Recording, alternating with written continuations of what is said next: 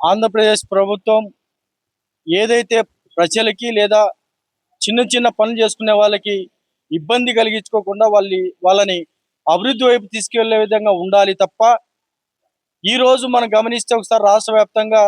ఏదైతే document writers సంబంధించిన అంశాల్లో వాళ్ళు కొన్ని ఏళ్ల నుంచి దాదాపు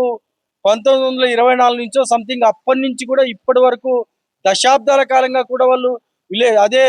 రైటర్స్ గా పనిచేస్తూ జీవనోపాధి గడుపుతున్న సందర్భంలో ఈ రోజు ప్రభుత్వం కొత్తగా ఆలోచన చేస్తూ జీవో నంబర్ 396 తీసుకొచ్చి జీవో నంబర్ 396 ద్వారాగా ఏదైతే ప్రైవేటీకరణ చేసే భాగంలో మొత్తం లక్షలాది ఎవరైతే డాక్యుమెంట్ రైటర్స్ ఉంటారో వీళ్ళంతా కూడా చాలా రకాలుగా ఇబ్బంది పడే పరిస్థితి వస్తుంది. దాదాపు ఈ యొక్క రాష్ట్ర ప్రభుత్వం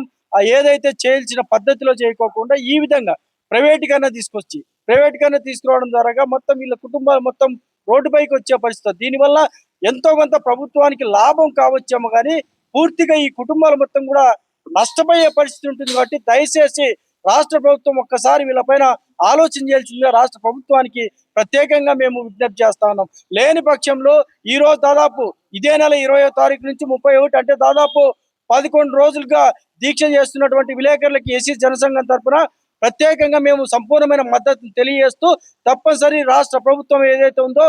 జీవో నెంబర్ 396ని వెంటనే రద్దు చేసి యథావిధిగా పాత పద్ధతిలో డాక్యుమెంట్ రైట్స్ ని కొనసాగించే విధంగా పనిచేయాలని చెప్పేసి రాష్ట్ర ప్రభుత్వం ప్రత్యేకంగా డిమాండ్ చేస్తూ, అదే విధంగా ఏదైతే మనం రాష్ట్రంలో చూస్తా ఉన్నాం ఎక్కడ చూసినా రకరకాలుగా ఇబ్బందులు కలుగుతూ ఉన్నాయి. వీటిపైన సమగ్రమైన విచారణ జరుపుతూ సమగ్రమైన ఒక ఆలోచన విధానంతో ప్రభుత్వాలు పనిచేయాల్సిందిగా రాష్ట్ర ముఖ్యమంత్రి అయినటువంటి నారా చంద్రబాబు నాయుడు గారికి, డిప్యూటీ సీఎం పవన్ కళ్యాణ్ గారికి మీరు ప్రత్యేకంగా మా యొక్క విజ్ఞప్తి తెలియజేస్తాం. లేని పక్షంలో రానున్న రోజుల్లో పెద్ద ఎత్తున రిజిస్టర్ ఆఫీస్ దగ్గర పెద్ద ఎత్తున ధర్నాలు దీక్షలు చేస్తామని చెప్పేసి మరొకసారి తెలియజేస్తూ జై భీమ్, జై హింద్.